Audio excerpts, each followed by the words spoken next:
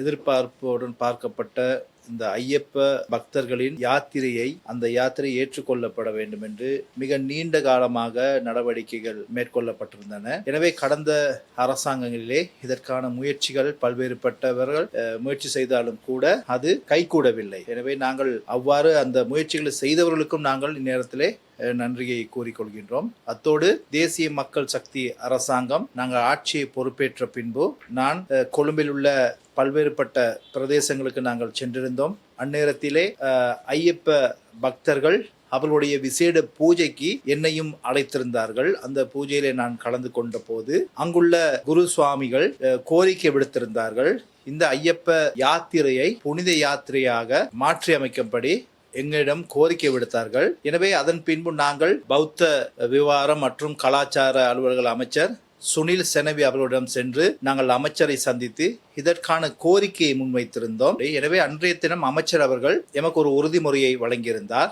தேசிய மக்கள் சக்தி அரசாங்கம் அனைத்து மதங்களுக்கும் சமனான அந்தஸ்தையும் சமனான வாய்ப்பையும் வழங்கி வருகிறது. நிச்சயமாக மிக நீண்ட காலமாக கோரிக்கையாடுந்த இந்த கோரிக்கை நிச்சயம் நிறைவேற்றி தருவோம் என்று கூறினார். அதற்கிணங்க அதன் பின்பு இந்து சமய கலாச்சார அலுவல்கள் திணைக்களத்தினுடைய பணிப்பாளர் வை அனிருதன் அவர்கள் மிகவும் தீவிரமாக முயற்சியை மேற்கொண்டு இந்த காரியத்துக்கு மிகவும் செயலாற்றி அவரும் அவருடைய பணியாட்களும் செயலாற்றினார்கள். எனவே அதன் பின்பு பல்வேறுபட்ட கலந்துரையாடல்களை நாங்கள் மேற்கொண்டிருந்தோம்.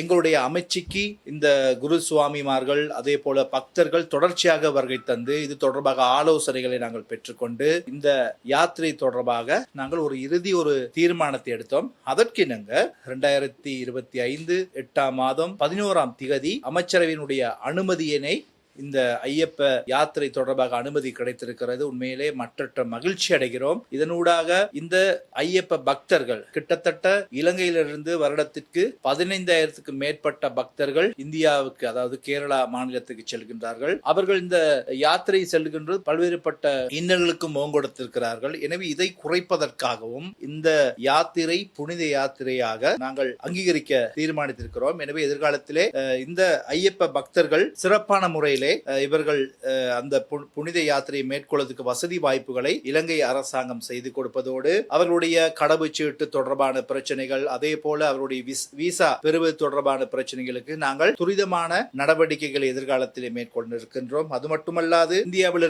இருக்கக்கூடிய இலங்கை துணை தூதரகத்தினுடைய கிளை ஒன்றை அந்த பக்தர்களுக்காக அங்கு ஸ்தாபித்து அந்த கால பகுதியிலே அந்த பக்தர்களுடைய பிரச்சனைகளுக்கு அவர்கள் முகங்கொடுக்கின்ற சவால்களுக்கு உடனடி தீர்வினை பெற்றுக் கொடுப்பதற்கும் இந்த புனித யாத்திரையூடாக அவர்கள் நன்மையை பெறுகின்றார்கள். எனவே அது மட்டுமல்லாது விசேஷமாக எதிர்காலத்திலே நாங்கள் பல்வேறுபட்ட செயல் திட்டங்களை நாங்கள் முன்வைத்திருக்கிறோம். விசேடமாக படகு சேவை மூலமாக இவர்கள் புனித யாத்திரையை மேற்கொள்கின்ற பொழுது குறைந்த செலவிலே இவர்கள் அந்த புனித யாத்திரையை மேற்கொள்ளக்கூடிய வாய்ப்பு கிடைக்கிறது. எனவே நாங்கள் தூத்துக்குடி கொழும்பு மன்னார் ராமேஸ்வரம் மன்னார் போன்ற பல்வேறுபட்ட படகு சேவை நாங்கள் உண்மையில் ஆரம்பிக்க இருக்கிறோம். அதனூடாக இவர்கள் குறைந்த செலவிலே இந்த இந்தியாவுக்கு சென்று வரக்கூடிய வாய்ப்பினை இவர்கள் பெறுவார்கள். அதே போல விரத காலங்களிலே அதாவது ஐயப்ப மாலை அணிந்து அந்த விரத காலங்களிலே அவர்கள் ஆடை தொடர்பாக பல்வேறுபட்ட பிரச்சனைகளுக்கு அவர்கள் முகம் கொடுத்திருந்தார்கள். எனவே இனிவரும் காலங்களே அதற்கான அங்கீகாரம் அவர்களுக்கு கிடைக்கும். எனவே நாங்கள் இந்த செயல் திட்டத்தினூடாக